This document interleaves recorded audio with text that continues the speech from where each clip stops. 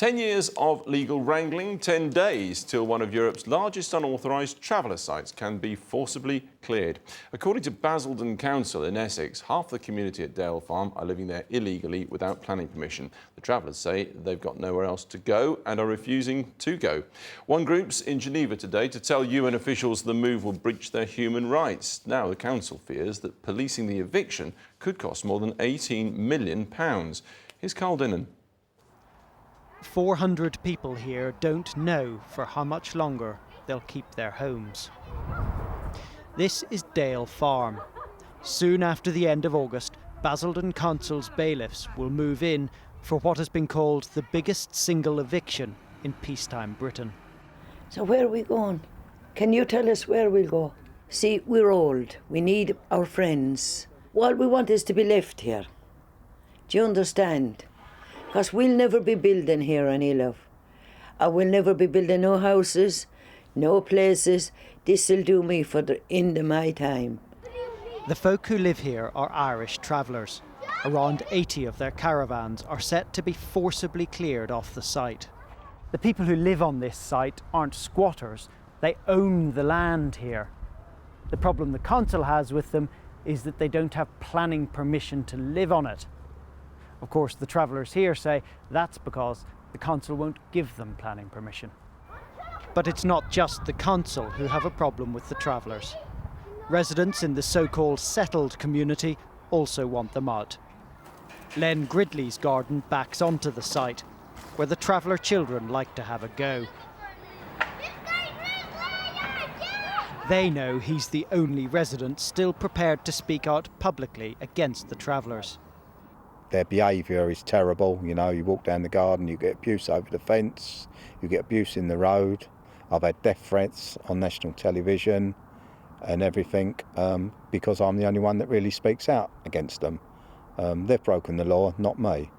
And in that 10 years, they've devalued my property now by 300,000. I can't sell and move because I can't buy anything else with the money. There may be a certain irony about a group of travellers who are refusing to budge, but many now appreciate the benefits of a settled life. 6-year-old Jimmy Tom Sheridan goes to school and is learning to read. Take a look at the pieces of this.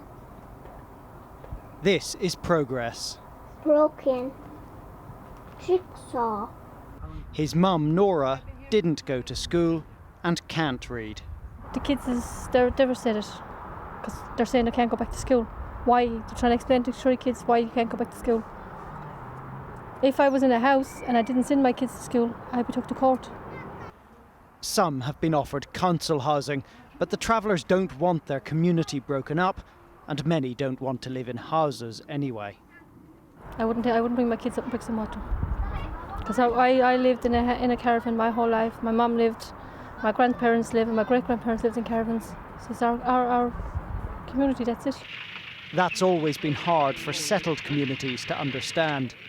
This was Essex in 1967. Amongst those fighting eviction, Grattan Puxon, who has long defended travellers' rights. You want to go over it and let go over my head? The Land Rover didn't run him over, and he's still fighting the travellers' corner. The council has never given us that chance to be legal and have a settlement here. Why do you think that is?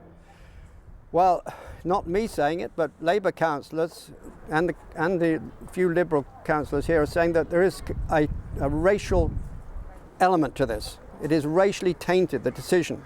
The travellers themselves will go further and say, look, it's ethnic cleansing. I absolutely, totally reject that. This is purely a planning matter. The Conservative-led council insists this is about protecting the Greenbelt.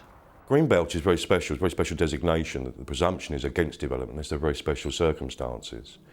And in this case, it's been decided, and rightly in my view, that the special circumstances do not outweigh the harm to the Greenbelt. Where should these people go? Well, they came from somewhere. That's one thing I'd like to point out. And we have, to those that we have a homelessness duty to, we have offered appropriate accommodation, yes, bricks and mortar, but there's no reason for the vulnerable, the elderly or the young to live on the roadside. That'll be their choice. But given the choice, the travellers would rather stay here, on land which, they note, was a scrapyard before they bought it. They say they would be ready to move to another site if one can be found, but so far the council has not given planning permission for any of the alternatives that have been offered. Carl Dinnan, Channel 4 News at Dale Farm in Essex. And just before we go, in the last few minutes, the AFP news agency is reporting that Libyan rebels advancing on Tripoli from the west have now entered the capital itself.